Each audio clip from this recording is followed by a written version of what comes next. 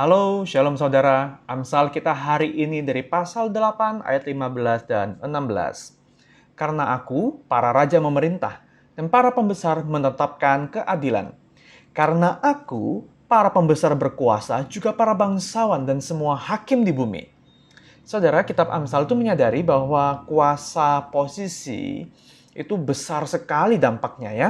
Karena itu Amsal juga terus berbicara kepada mereka yang punya kuasa dan posisi. Nah, kepemimpinan ya semakin hari itu semakin sulit. Terutama di era yang makin maju dan kompleks seperti hari ini. Bagaimana kita bisa memahami, lalu membedakan segala macam kemajuan? Lalu bagaimana kita bisa memberdayakannya? Apa yang dipakai? Apa yang harus kita batasi? Misalnya, apa sih yang kita pahami tentang AI atau Artificial Intelligence, kecerdasan buatan? Nah, kalau saya nggak memahaminya, lalu saya jadi pemimpin. Pemimpin baik di rumah, ya, di kelas, di sekolah, di tempat kerja, maupun di gereja, apa yang perlu saya lakukan? Siapa yang saya jadikan konsultan atau penasehat orang yang bisa mengajar saya? Siapa yang saya berikan wewenang untuk bisa memberikan masukan yang terukur dan yang paling penting juga berkala? Bagaimana pula pendekatan kepada generasi baru? Misalnya kalau kita punya anak atau kita punya orang-orang kita ajar atau orang-orang kita pimpin yang bekerja bersama dengan kita, generasi Z dan generasi Alpha ke depan. Apakah saya masih pakai cara lama yang pernah berfungsi pada masa lalu? Nah, saudara, Amsal mengingatkan ya, menghadapi situasi seperti ini, kita perlu ingat bahwa kepemimpinan itu, posisi kita dan pengaruh kita, itu pertama, itu kita mendapatkannya, itu semata-mata karena Tuhan yang memberikannya.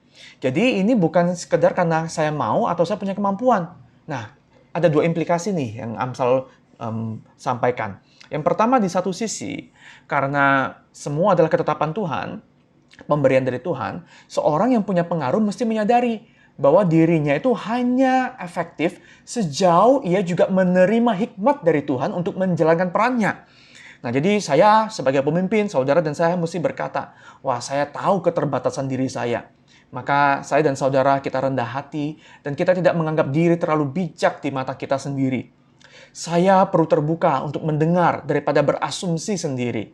Nah, saya dan saudara memacu diri untuk terus belajar dan mengikuti perkembangan. Dengan demikian, sumber daya yang kita gunakan untuk memimpin, memberikan pengaruh, baik itu uang, relasi, kapasitas diri, itu bisa kita berdayakan tanpa kita jadikan itu sebagai andalan yang utama. Jadi kalau zaman berubah, cara yang dulu pernah efektif dan sekarang tidak lagi, mari kita minta dari Tuhan. Tuhan, bagaimana aku bisa memberikan pengaruh di zaman yang baru ini? Nah, di sisi lain, otoritas dan pengaruh itu dijalankan, itu mesti ingat ya, sebagai izin dan kuasa dari Tuhan sendiri. Jadi standarnya bukan melalui kapasitas dan posisi. Pemimpin yang baik dan yang buruk itu bukan hanya ditentukan dari kemampuan, tapi dari ketundukan kepada Sang Ilahi yang punya semua kepercayaan. Tuhan memimpin. Jadi tujuan kita memimpin, yang dipercayakan untuk memimpin itu untuk mewujudkan rancangan dan keinginan Tuhan, bukan keinginan pribadi. Kita menolong orang lain mengelola hidup yang mencerminkan nilai kerajaan Tuhan sendiri di zaman dan musim hidup yang baru. Maka refleksilah. Yang pertama, jika kita menemukan ada pemimpin yang lemah, baik di rumah kita, di sekolah, di tempat kerja maupun di gereja. Ingat ya, Tuhan yang memberi otoritas pada mulanya. Maka doakan hikmat, doakan perasaan aman, doakan identitas yang jelas, doakan keterbukaan belajar daripada kita sekedar mengeluhkan kelemahannya. Yang kedua, refleksi. Bagaimana saya, jika saya adalah orang yang punya pengaruh, bukan?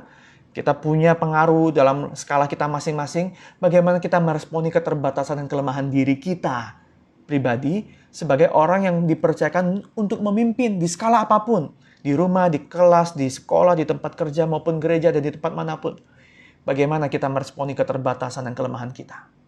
Kiranya Tuhan menolong kita.